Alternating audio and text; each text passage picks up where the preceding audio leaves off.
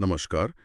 અ, આજે આપણે ગુજરાતમાં પ્રાથમિક શિક્ષણ અને ખાસ કરીને અ, શિક્ષકોની જે સ્થિતિ છે એના પર થોડી ઊંડાણપૂર્વક વાત કરીશું. હા, બિલકુલ. આ વિષય એવો છે જે હંમેશા ચર્ચામાં રહે છે અને એના ઘણા પાસા છે. સાચી વાત છે. આપણી પાસે જે માહિતી છે એ જોતા લાગે છે કે ચિત્ર થોડું જટિલ છે. મતલબ કે અમુક સુધારા થયા છે, પ્રયાસો દેખાય છે, પણ જે મૂળભૂત પ્રશ્નો છે, જે પડકારો છે, એ હજુ યથાવત છે એમ કહી શકાય. બરાબર. તો આજે આપણે આ જ માહિતીના આધારે સમજવાની કોશિશ કરીએ કે મુખ્ય મુદ્દા કયા છે અને એની અસર શું વર્તાઈ રહી છે શિક્ષણ પર. શરૂઆત કરીએ ભરતી પ્રક્રિયાથી. સરકાર વિદ્યા સહાયક ભરતી કરે છે એ વાત સાચી, એક મોટો કાર્યક્રમ છે. હા, ભરતી તો થાય છે. પણ જે વિગતો સામે આવી છે એ મુજબ ઘણા ગામડાઓમાં હજુ પણ શિક્ષકો પૂરતા નથી, ખાસ કરીને ગણિત, વિજ્ઞાન, અંગ્રેજી આ વિષયોમાં. બરાબર. અને આ અછતની સીધી અસર ભણતરની ગુણવત્તા પર પડે છે. એ દેખીતું છે. અને અહીંયા એક બીજો મુદ્દો પણ જોડાયેલો છે, જે બહુ મહત્વનો છે: પગારનો મુદ્દો. હા, એ પણ છે. જે માહિતી છે એ પ્રમાણે નવા શિક્ષકો આવે એ મોટાભાગે ફિક્સ પગાર યોજના હેઠળ આવે છે. એટલે શરૂઆતના અમુક વર્ષો, 5 વર્ષ કે જે હોય તે, એમને એક મર્યાદિત બંધાયેલો પગાર મળે. બરાબર. અને આ નીતિ એનાથી પ્રોત્સાહન પર શું અસર થતી હશે, ખાસ કરીને નવા શિક્ષકો માટે? ચોક્કસપણે એમના મનોબળ પર અને ખાસ કરીને ગ્રામીણ વિસ્તારમાં લાંબો સમય ટકી રહેવાની એમની ઈચ્છા પર પણ અસર પડતી હશે. એ વિચારવા જેવી વાત છે.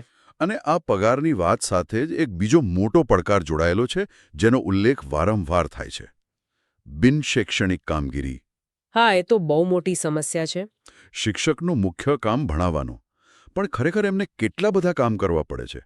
મતદાર યાદી સુધારવી, જાતજાતના સરકારી સર્વે કરવા, પેલું મધ્યાહન ભોજન યોજનાનું સંચાલન. બરાબર. એટલે એમનો જે ભણાવવાનો મુખ્ય સમય છે, એમની જે શક્તિ છે, એ આ બધા કામોમાં વપરાઈ જાય છે. અને એની સીધી અસર શિક્ષણની ગુણવત્તા પર પડે, એમાં કોઈ શંકા નથી. ચોક્કસ. અને આ મુદ્દો પાછો તાલીમ અને મૂલ્યાંકન સાથે પણ જોડાય છે. જુઓ, માહિતી પ્રમાણે તાલીમ કાર્યક્રમો તો યોજાય છે. હા, તાલીમ અપાય છે. પણ એ કેટલી અસરકારક છે? ઘણીવાર એવું લાગે કે એ માત્ર એક પ્રક્રિયા પૂરી કરવા જેવું હોય છે. વર્ગખંડમાં જે સાચી મુશ્કેલીઓ આવે એના ઉકેલ માટે એ તાલીમ ખરેખર કેટલી મદદ કરે છે? એ મોટો પ્રશ્ન છે. અને હવે તો નવી શિક્ષણ નીતિ NEP એ પણ આવી છે. એમાં ટેકનોલોજી પર ભાર છે. હા, ટેકનોલોજી અને કૌશલ્ય વિકાસ પર. પણ શું બધા શિક્ષકો એના માટે તૈયાર છે? શું એમની પાસે જરૂરી સાધનો છે? ખાસ કરીને જ્યારે ભૌતિક સુવિધાઓની જ અછત હોય. બરાબર. તમે ભૌતિક સુવિધાઓની વાત કરી, અને એ પણ એક મોટો મુદ્દો છે જે માહિતીમાં સ્પષ્ટ દેખાય છે. જેમ કે શાળા પ્રવેશોત્સવ જેવા કાર્યક્રમોથી નામાંકન વધ્યું છે, બાળકો સ્કૂલે આવતા થયા છે, એ સારી વાત છે. હા, એમાં સફળતા મળી છે. પણ પછી સ્કૂલમાં પૂરતા ઓરડા છે, સાફ ઓરડા, છોકરા-છોકરીઓ માટે અલગ શૌચાલયની વ્યવસ્થા, પીવાનું ચોખ્ખું પાણી અને આજના જમાનામાં ઇન્ટરનેટ. સાચી વાત છે. ઘણી શાળાઓમાં આ બધી પાયાની સુવિધાઓનો અભાવ છે. એટલે જો ભણાવવા માટે સારું વાતાવરણ જ ન હોય તો પછી ગુણવત્તાની અપેક્ષા કેવી રીતે રાખવી? બરાબર. અને આ બધા પરિબળો ભેગા થાય છે. શિક્ષકોની ઘટ, પગારની ચિંતા, બીજા કામનો બોજ, કદાચ ઓછી અસરકારક તાલીમ, સુવિધાઓનો અભાવ, આ બધું મળીને શિક્ષકો પર જબરદસ્ત માનસિક દબાણ ઊભું કરે છે. હા, એ તણાવનો ઉલ્લેખ પણ છે માહિતીમાં. અને સાથે સાથે સમાજમાં પણ ક્યાંક ને ક્યાંક શિક્ષણ વ્યવસાયની જે પ્રતિષ્ઠા હતી એમાં ઘટાડો દેખાય છે એવું પણ કહેવાયું છે. અને એના લીધે પણ કદાચ યુવાનો આ ક્ષેત્રમાં આવતા અચકાય એવું બની શકે. તો આખી ચર્ચા પરથી આપણે શું તારણ કાઢી શકીએ? જે વિગતો આપણે જોઈ એ સ્પષ્ટ કહે છે કે ગુજરાતમાં પ્રાથમિક શિક્ષકો સામે ઘણા બધા પડકારો છે.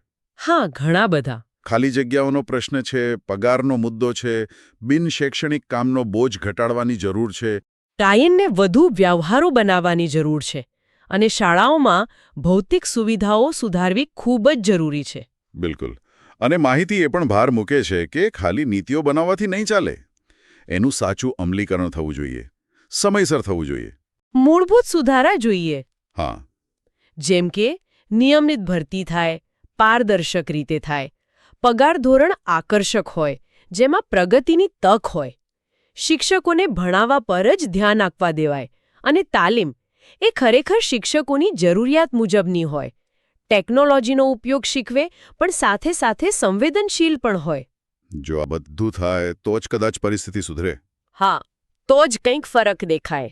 અને અંતે આ માહિતીના આધારે એક સવાલ મનમાં આવે છે, જે વિચારવા જેવો છે, કે જો શિક્ષકો પરનો આ જે બોજ છે, આ જે દબાણ છે, એ ઓછું નહીં થાય અને સમાજમાં એમની પ્રતિષ્ઠા સુધારવા માટે નક્કર પગલાં નહીં લેવાય, તો લાંબા ગાળે આપણા રાજ્યમાં પ્રાથમિક શિક્ષણની ગુણવત્તાનું શું થશે? એની કેવી અસર પડશે?